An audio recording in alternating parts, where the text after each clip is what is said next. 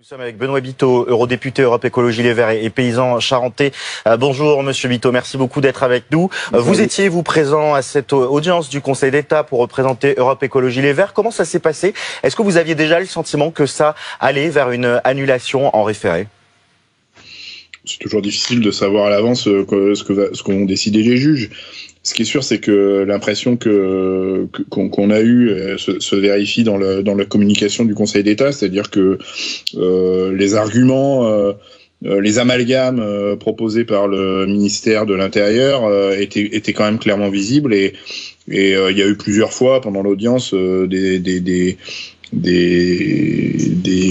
réactions amusées, on va dire ça comme ça, en raison de la faiblesse des arguments que portait le ministère de l'Intérieur. Donc voilà. Après, on peut jamais préjuger. Je pense qu'il y a d'un côté la faiblesse des arguments du ministère de l'Intérieur, mais aussi la robustesse de notre défense pour expliquer que les soulèvements de la terre n'est pas un mouvement violent, n'est pas un mouvement qui appelle à la violence, n'est pas un mouvement comme voudrait le faire dire Monsieur Darmanin, n'est pas un mouvement d'éco-terroristes. C'est même insupportable de se faire traiter de terroriste quand on sait ce qu'est vraiment le terrorisme. C'est un désaveu pour vous, pour le gouvernement, Gérald Darmanin, que vous mentionniez il y a un instant? Ben évidemment que c'est un désaveu. Ce ministre de l'Intérieur manque complètement de discernement. Est-ce que au motif que des manifestants violents viennent rejoindre les cortèges organisés par FO, la CGT, la CFDT, la Confédération paysanne, on va dissoudre les syndicats ou les organisations qui organisent ces rassemblements? C'est un manque de discernement incroyable. Et les soulèvements de la terre ne sont pas ce que Monsieur Darmanin voudrait nous faire croire. Mais c'est un peu une méthode de ce gouvernement, c'est-à-dire que les soulèvements de la terre, c'est le thermomètre de la température sociétale qui montre que aujourd'hui, la société civile, les citoyens veulent des engagements forts en direction du dérèglement climatique, en direction de l'effondrement de la biodiversité, en direction de la préservation de notre santé. Et plutôt que d'entendre ces attentes sociétales portées par les soulèvements de la terre, Monsieur Darmanin casse le thermomètre et dissout les soulèvements de la terre. Mais un gouvernement, ce qu'on attend de lui, c'est pas qu'il s'attaque aux conséquences de son incurie, mais qu'il s'attaque aux causes et donc qu'il revisite sa façon de faire de la politique de manière à ce que les soulèvements de la terre disparaissent cette fois pour une bonne raison, c'est-à-dire parce que enfin on aurait des politiques publiques qui prennent à bras-le-corps le climat, la biodiversité et la santé, qui sont des sujets pour lesquels nous avons réellement rendez-vous avec l'histoire. Et donc voilà, c'est ça le problème de ce gouvernement. Benoît Biteau, votre collègue Europe Écologie Les Verts, Sandrine Rousseau, tweet honte au gouvernement. C'est un message que vous partagez aussi au sein de tout votre mouvement. Vous dites que c'est une décision honteuse de la part du gouvernement? Oui, ça flirte avec la honte. Encore une fois, c'est un gouvernement qui n'est pas à l'écoute des citoyens. Et donc, on l'a vu avec la réforme des retraites. Ce gouvernement est mis en place pour faire obstacle au Rassemblement national et confond ce geste électoral de la part des citoyens français avec une validation de leur programme. Mais à aucun moment les citoyens valident le programme de Monsieur Macron.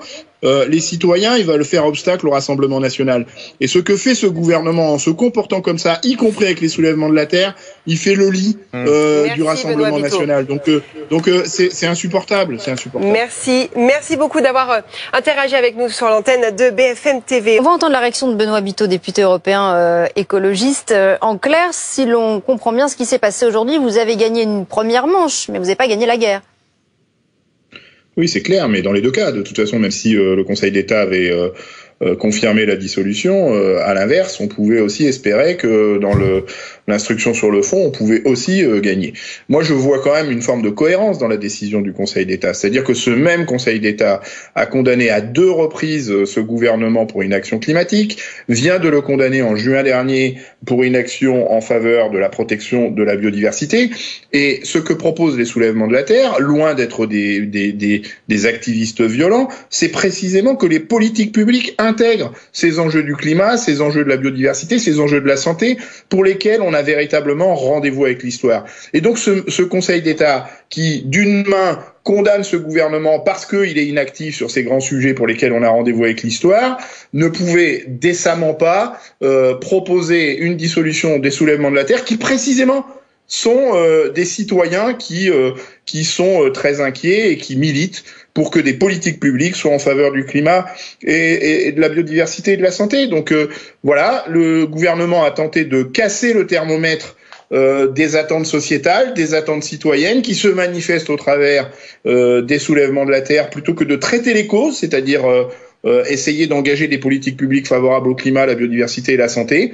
Eh bien, ils ont tenté de casser le thermomètre. C'est une méthode que ce gouvernement aime beaucoup, casser le thermomètre. Eh bien, le Conseil d'État n'a pas voulu casser le thermomètre et c'est très bien comme ça. Benoît Biteau, une défaite symbolique peut-être et aussi une interrogation, un débat sur les méthodes d'action.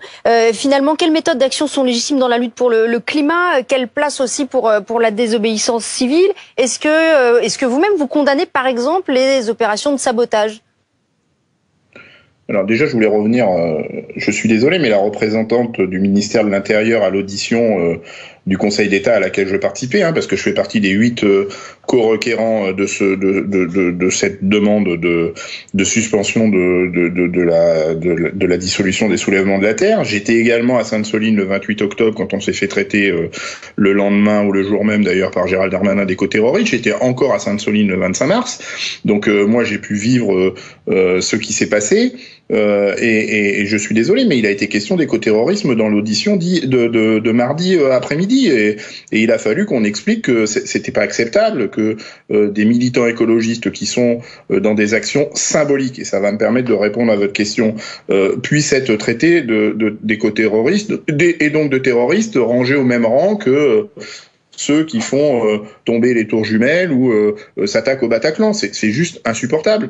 Et par rapport aux actions des soulèvements de la Terre, je rappelle que le mot d'ordre des soulèvements de la Terre, c'est aucune violence, absolument aucune violence contre la vie et donc contre des êtres vivants, et jamais les soulèvements de la Terre n'ont appelé à une quelconque violence, y compris à l'endroit des forces de l'ordre. Et c'est là d'ailleurs une violence contre les biens. Mais ça n'existe pas. Regardez le dictionnaire, regardez ce que dit le Larousse, regardez ce que disent le Robert, par exemple. La violence ne concerne que des violences à l'endroit de la vie et donc d'être vivant. D'accord, d'où mon terme d'action de sabotage. Je voudrais finir. Il n'est pas question de sabotage. À aucun moment, les soulèvements de la Terre ne font du sabotage. Ils sont sur des actes symbolique. Quand un militant de la Confédération paysanne démonte un coude sur une station de pompage qui est dédiée au remplissage de bassines, c'est une pièce de 80 € qui a été démontée, qui n'a même pas été volée et qui a été rendue au ministre de l'Agriculture, rue de Varennes, pour montrer que on a cette volonté d'ouvrir un autre débat sur la relation à l'eau avec l'agriculture. Donc on n'est pas sur du vandalisme, on n'est pas sur du sabotage, on est sur des actes symboliques. Quand les soulèvements de la Terre ou des militants des soulèvements de la Terre coupent un bout de PVC, 3 mètres de PVC, sur une barre de PVC qui en barre de 9 mètres coûte 40 €, on voit bien qu'on n'est pas sur du sabotage qui a des impacts économiques et qui met en danger la sécurité du pays, qui met en danger la souveraineté du pays. On voit bien qu'on est sur des actes symboliques, comme l'ont fait d'autres militants qui se revendiquent de la désobéissance civile avant. Je rappelle que si ces actes symboliques n'avaient pas existé, on aurait probablement un centre militaire sur le plateau du Larzac, on aurait probablement des forages qui sortent des gaz de schiste en France, on aurait probablement des OGM, on aurait probablement un aéroport à Notre-Dame-des-Landes, on aurait probablement un grand barrage à Sivins. Donc on voit bien que cette désobéissance civile peut faire partie d'une démocratie qui se respecte et que c'est aussi un mode d'expression et c'est ça qui a été entendu à mon avis par le Conseil d'État. Benoît Biteau, une dernière question parce que le débat sur les modes d'action est vraiment intéressant. Est-ce que il n'y a pas la crainte aussi que ce type d'action donne une image radicale de l'écologie et finalement braque une majeure partie de l'opinion ? Eh ben moi je crois le contraire, c'est-à-dire que, et je vous parlais du thermomètre tout à l'heure, c'est-à-dire qu'aujourd'hui on a des citoyens qui sont extrêmement inquiets et c'est ce qui explique que 150 000 citoyens se revendique appartenir au soulèvement de la Terre, alors que c'est une organisation qui est dénoncée par ce gouvernement, sont particulièrement inclins sur le climat, la biodiversité et la santé. Et donc, ces modes d'action montrent que le bras de fer est engagé avec ceux qui ne veulent pas avancer avec des politiques publiques qui servent l'intérêt commun et donc le climat, la biodiversité et la santé. Et moi, je crois que ce qui vient de se passer aujourd'hui va avoir un effet Streisand par rapport à Monsieur Darmanin. C'est-à-dire que, alors qu'il voulait faire disparaître les soulèvements de la Terre, parce que le Conseil d'État, qui est la plus haute juridiction de ce pays, dit que ce mouvement n'est pas un mouvement violent, que ce mouvement ne menace pas la sécurité de notre pays, eh bien, je pense que ça va désinhiber ou peut-être encourager des gens à venir massivement soutenir les soulèvements de la Terre, et que ce jugement va justement massifier le mouvement autour des soulèvements de la Terre. Merci Benoît Biteau.